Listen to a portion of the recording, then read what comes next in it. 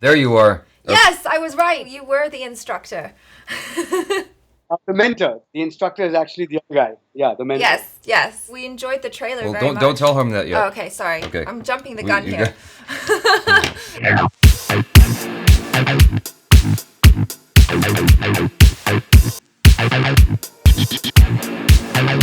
Hello, people. I am JABY KOAY. Joining me is ACHARA KIRK. Hi. And a special guest, RAHUL BOSE. Yay! Yeah. How are you? Where are you hailing from right now? Where are you? I'm in Bombay in my office. Okay, cool. Oh, excellent. We were just in Bombay, so I know. It's too bad. It's too bad we didn't cross paths while we were there. So how are you? But, it's just that manic time, 3 weeks before release. We've had terrific response to the trailer, and there's a music video that's doing the rounds of the first song. Oh, excellent. That's been sung by Arijit, and Salim Suleiman had done the music. So it's a great song. It's an anthemic song. So you know how it is. It's just once you get on the last month cycle, then it just becomes crazy. Quick spoiler alert: we actually really enjoyed the trailer. How did this story come your way? Did you like seek this story out? How did it come into your hands? Well, I was actually approached by the writers to play the role of Dr. R.S. Praveen Kumar, and I was so, number one, ashamed. I hadn't heard that the youngest girl in history to climb Everest was an Indian, and I was also dumbstruck by the enormity of what she did, because there are two aspects to it, JABY and ACHARA. One aspect is the fact that physically she should have died on that mountain, right? Yeah. 8,000 meters plus at the age of 13, ridiculous. After she summited, they've changed the rules. From the Nepal side, you got to be over 16. From the China side, you got to be over 18. So that's the physical part of it. But a part perhaps you might not be able to appreciate so much as an Indian is what it means to be a girl in a predominantly patriarchal, misogynistic society. Mm-hmm. What it means to be poor, what it means to be uneducated, and what it means to be tribal, which is it's just as difficult as it gets. Yeah. And if after all that, if she had broken out and just become a school teacher, I would have said fantastic. Right. But to do this, I mean, especially given that she comes from the flatlands of Telangana, where temperatures hover between 40 and 50 degrees centigrade, it's ridiculous. It's just socially and physically ridiculous. So I said, have you guys got money to make this film? And they said, no. I said, can I try and raise the money? And I did in 4 months. Wow. And it just happened. The direction part of it happened organically. It just kind of flowed into one, and before you knew it, it was your baby. Not related to the fact that you had asked me to watch this. I was just watching it kind of not that in mind. Just looking at it from an objective artistic perspective. I was actually really appreciating the direction that you took with it. Just stylistically, it looks really nice, the way you framed it and whatnot. Were you actually going into the mountains and stuff with the actress and whatnot? Like what I saw, I think I noticed some green screen going on, but it looked like a lot of on location stuff that you were shooting there too. There are two aspects to this. One is what we shot at 15,000 feet, which is half the height of Everest, in January in Sikkim, which is near the Indo-China border, which was freaking difficult. And then we matched that to about 171 shots so far unreleased from the summit of Everest, which we've gotten from an expedition that went up in 2014 before the avalanche. And the next year, of course, there was the earthquake. So the mountain was shut for 2 years. So this is the latest unreleased footage to come out of the mountain, come off the summit of the mountain. Oh, wow. Because this year, people did climb, but that footage isn't released as yet. So people are going to see stuff that is mind-boggling. It's from the summit. I mean, the trailer doesn't have that stuff. Yeah. Wow. Match the two. JABY, you're right.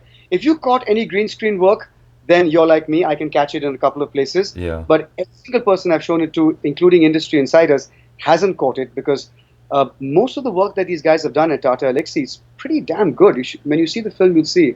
We had to degrade the footage and match the footage to the GoPro footage from the top. But most of it is it's pretty undiscernible. How did you like working with GoPro and all that stuff? I'm noticing that more used a little bit more to create the sense of realism and putting the audience in the perspective of the person, whatever the situation may be. What was that like working with that? We didn't shoot GoPro. The footage we got was GoPro footage. We shot on Red, so. Okay, gotcha. Oh, so the people climbing Mount Everest for reals were using GoPro. Right. Okay. Okay, gotcha. That's crazy. Going back to what you said a second ago, the different aspects to consider with the girl. I was actually thinking about all that, except for the part where you said she's tribal. Yeah. But the other three things definitely stood out to me because I'm always one to hone in on a movie that is showing a girl in a leading role of some kind, especially a little girl. I don't think we have enough movies that are empowering women in general, and Yeah. let alone little girls. So I think that's really awesome. Yeah. That's not so much a question, just me saying thank you for doing that. Yeah. I should actually just pitch in because I know you guys watch Indian films all the time. So you remember Mary Kom with Priyanka Chopra in Right, it, and right. Neerja with Sonam in it. These are amazing stories of women, but they have two stars in them. This is really the acid test. Do we really mean that the script is king and good filmmaking is king? Because there's nobody else in this film. And I'm not even being unnecessarily modest. There really is nobody else in this film. Right. This is it. The girl carries the film. So this, I think, is the acid test. And so far, we've had about 8 or 9 screenings. And, focus groups have rated us abnormally high. Because I think what happens is that after, look, I've spent 22 years acting and discovering this country as an actor. And I've made one film before. And I think I know what Indians are about. I think it's just got to hit. I guess you can't see my heart, but Yeah, I can see it. We can see it just Yeah. fine. it's somewhere, and there has to be that real integrity, that real sense of softness, beauty, and yet unabashedness to show reality the way it is, but always with humanism. The great filmmakers always had that humanism. You could do something dark, you could do something unrelentingly, unremittingly sad, but if it's suffused with humanism, you always come out of it lit as an audience. Yeah. Great art should just kind of purifies you for 10 minutes. Yeah. You just feel new. So how Look, it's great art. I was just making a larger point. No. I'm sure it's going to be. But my question is, how did you find the little girl to play her? We auditioned over 500 girls from the same schools that the real Poorna came from.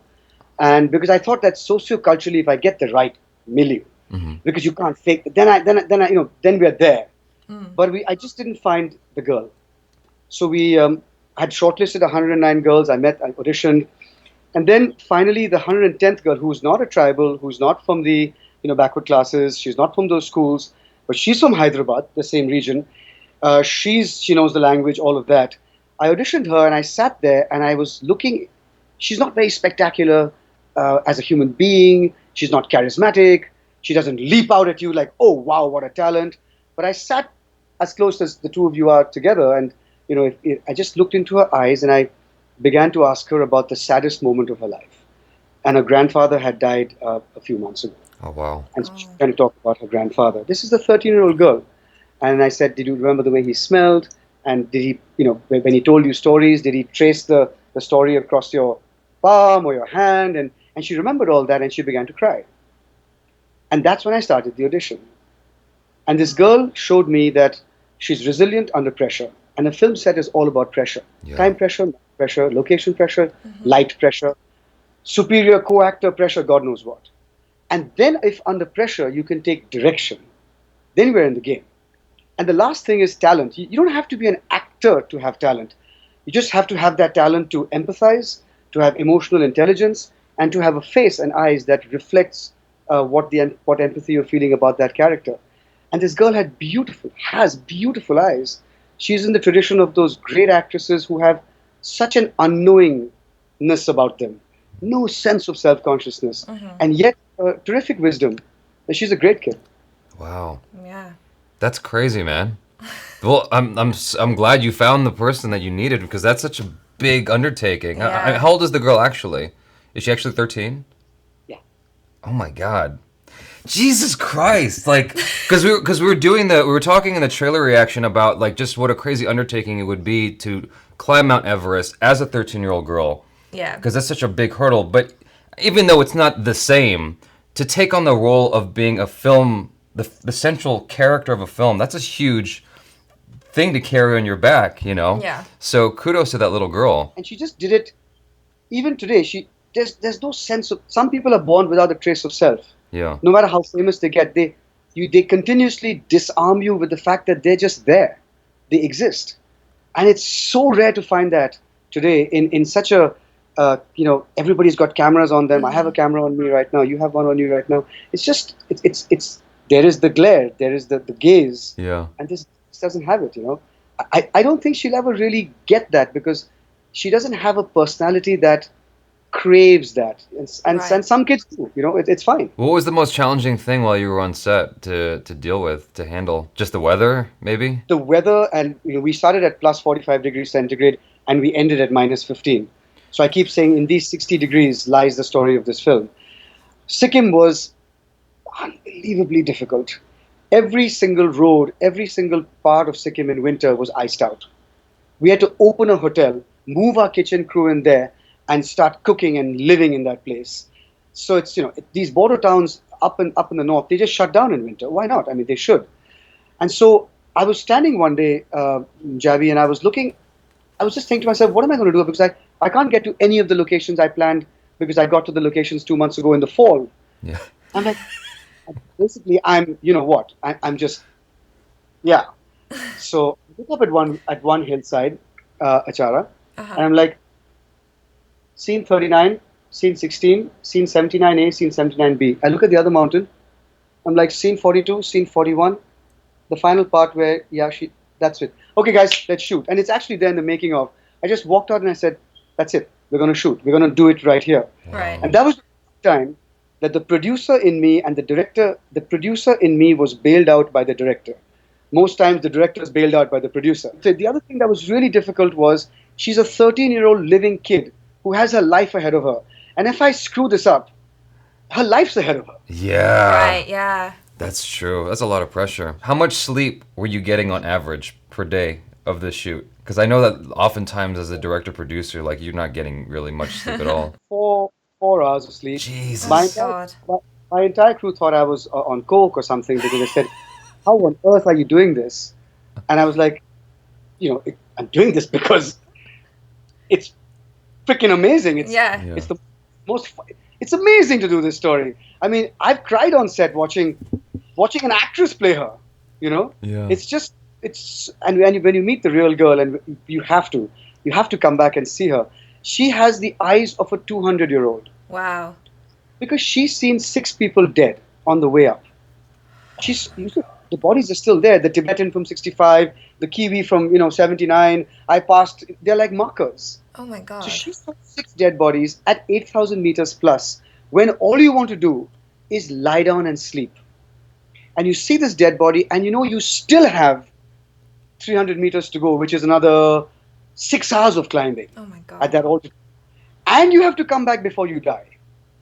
I mean, she has all the infectious enthusiasm of a teenager. She's 16 now. She has all of that. But deep into her eyes, she's seen it all. Wow. She's seen the gods. So here's my question for you then. I just want your opinion. This girl is amazing, and she's Indian. How is it possible that that you didn't hear about her sooner? Like, I would think that the entirety of India would well know who this person is, given that she's a young Indian girl and has done things that most people in the world will never do. The media is totally Bombay and Delhi centric in the country. Okay. And so very little that happens. Perhaps it happens in America too. Maybe it's Los Angeles and Washington and New York. I don't know. Sure. But it's very Bombay and Delhi centric. So if a tree falls in the forest and you didn't hear it here, did it fall? Yeah. So I'm telling you, I really was ashamed because I pride myself on being up to date with socially sensitive issues because I have my own foundation. And I pride myself on being up to date with sporting issues because I played rugby for India for 11 years. I love sport, right? I didn't hear about this. And I was alternately appalled and excited. So we had to keep the project really under wraps because I was terrified that if one of the big studios gets to know this story, you can change Poorna to Leena and make the film, right? Right, yeah. It would and they would make it with 50 times the money. Although we had lots of money, they would always spend more money than me. And so we really, really, really had to keep it under wraps. And that was the one time I was happy it wasn't a Bombay or Delhi girl who had done this. Right. Because it would have been all over and I would never have gotten to know the story. But it's really sad and it's really instructive to know how 2 or 3 cities can control the narrative of a country, Wow. Yeah. You've done a lot of acting as well, and you've won a lot of awards for your acting too, from my research that I was doing. So how do you bring what you know from acting to directing? How is it the same? How is it different? It's the same because you learn how an actor thinks. The only thing an actor wants to know is that they are the best in the world.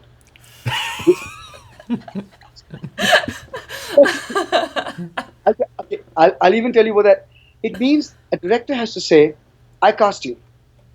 Every time you fail, it's my responsibility. It's got nothing to do with your talent.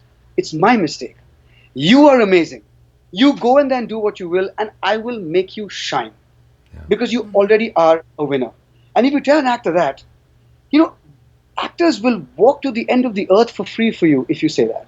And it takes an actor to know that. It takes an actor to also know that you can never have the hubris to cast a non-actor and imagine you can extract a performance from them. I kept saying I can make an actor learn how to climb. I can't make a climber learn how to act. I'm going to go for the actor first. Right. So that's what I learned as an actor.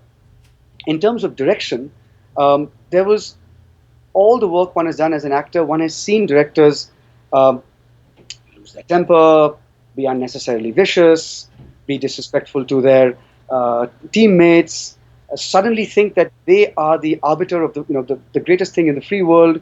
All of that stuff happens. It's a real ego massage being a director. What I constantly hit myself on the head with was remember to listen. If somebody is saying something, remember to listen, because you do not make a film alone. You know that, but you, after some time, believe that you do make a film alone. And if you look at all the great directors, and there are 5 of them I can name in India, all of whom have made fantastic movies and suddenly made a film where you see they've overreached. So visually stunning, no story. Fantastic effects, good performance, didn't hold. Because that's the centrality of the whole idea and the story, that has been subserved to the director's ego.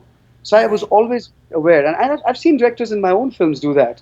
I was very, very aware of listening because I cannot do it alone. I could not ever do it alone. It's not that I'm supremely modest. It's just that we are surviving on 20 other people right now to live. So that was the mantra that basically helped keep you level-headed the whole time, basically. I'm gonna keep that in my.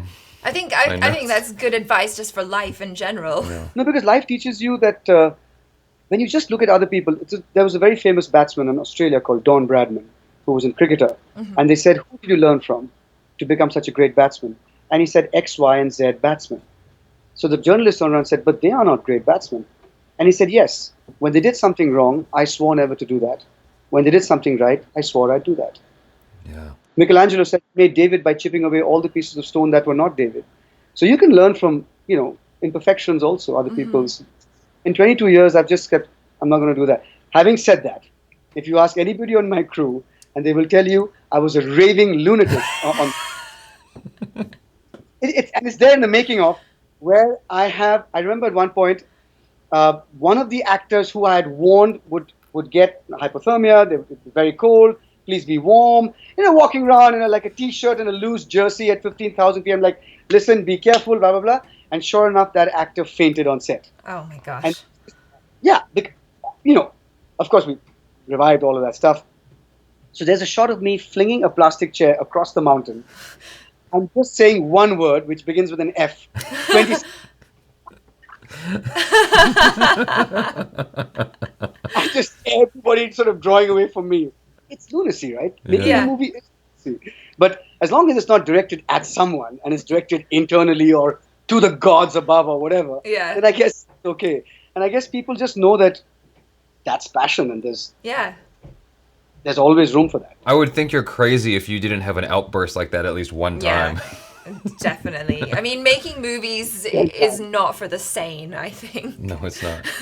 But I mean, it's even. I think what you did was remarkable in itself because, irrespective of the quality of the movie, because obviously I haven't seen it yet, making a movie is hard, and then making a movie in those conditions just exacerbates that like tenfold, I would imagine.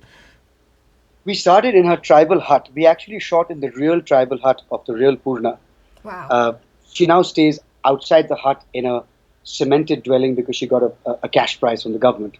But the hut very much is inhabited by members of her family. So we started there. So it's 4 hours from Hyderabad into a place called Nizamabad. From Nizamabad, it's 2 hours to this village. And from the village, it's an hour and a half into the forest. Oh my God. Every day. Every day. But there's nothing like it. You know, guys, when you get there, you know you can't go wrong. You're smelling it. You're breathing it. You know, the bed her dad slept on. You know, the way my production designer said, I said, don't prettify the set. Don't make the hut. Just do little bits of stuff like taking tiles out for light to come in. That's fine. Yeah. You know, but otherwise, there's something so real here. And you'll see that in the film that there's a scene where they're making rotis, which is an Indian flatbread. You know, so I'm like, just stay as much as you can with this. Sure, shoo the chickens away because the audio guy, the sound guy is going crazy. I get that. But otherwise, keep this because there is a smell and there is a... Audiences never know when anything is right in a film, but they always know when something is wrong. Yes. Yes. Yeah. Very true. So I have 2 questions. One is, what was that like dealing with the pressure of having to tell this story that actually took place? And 2, what was the real girl's response to the movie? The pressure was always, one is an artistic pressure and one was a professional pressure. That I cannot let this girl, her family, indeed her entire village down, right? Yeah. And the artistic pressure was I had always set myself to make a film that would work without subtitles. I'd always set myself... That's awesome. I'd always set myself to make a film that would be open for the urban poor, the urban rich, the rural rich, and the rural poor. I have a American friend of mine, white American 45-year-old man who's seen this film, doesn't understand Hindi, a Filipina woman who's 42 years old who's seen the film, a lady, a couple from down south that don't understand Hindi, and everybody has cried at the end of the film. The Indian cricket team saw the film and they were in tears. Oh, wow. And I said, the artistic pressure I put myself in, I want language to be like seasoning in a Caribbean dish. Yeah. But I don't want it to be the dish. Yeah. I don't want you to be wanting to listen. I just want you to feel this. So that was the 2 kinds of pressure I put myself under. She hasn't seen the film. I promised to come back. I promised to bring her to you when she sees the film. But she saw the trailer. She came here. She began to watch the trailer. And she was wrapped in silence. And the actress was there too. So I filmed both of them as they were watching just the trailer. To a 13-year-old little girl's head, who's never seen herself on screen, to a 16-year-old, because Poorna is now 16, 16-year-old tribal girl's head, she's watched movies and she's watched these glamorous people. And then she sees the first card of the film that has emblazoned across it Poorna. It's like ACHARA or JABY up on a bloody hoarding, and she just couldn't. You could see that she couldn't get to grips with that. It's my film. Yeah. It's my life, you know. And then so she watches the trailer exactly like a child would be watching a fantastic magician or something, pulling stuff out. She's just transfixed. She just burst into clapping, and she just started clapping. And so I said, how are you feeling? She said, everything that I thought, in her broken Hindi, I thought that this would be, it is a million times more.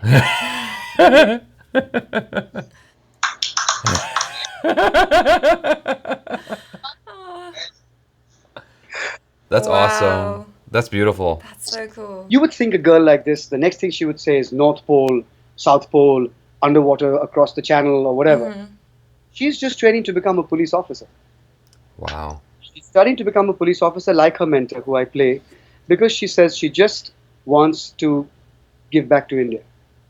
Wow. And when there's a line in the film which is "Ladkiyan kuch bhi kar sakti hain," which is girls can do anything. This is not an advertising line. When she came off the summit and she was interviewed as to why did you do this, she said, I did it to prove that girls can do anything. Wow. That's incredible. And it's true. It's true. Girls can do anything. That's a good message. Thank you so much, Rahul, for doing this Skype recording with us. and for making this movie. I'm really looking forward to watching it. This is a very uplifting story, and the story behind making it seems to be just as uplifting. Yeah. I hope you've got like a really thorough behind the scenes that's going to be attached to the Blu-ray, because I'm looking forward to watching that. So please check out the movie Poorna as soon as it comes out, and follow Rahul on the social media. That's it for now. I'm JABY KOAY. This is ACHARA KIRK. Peace out.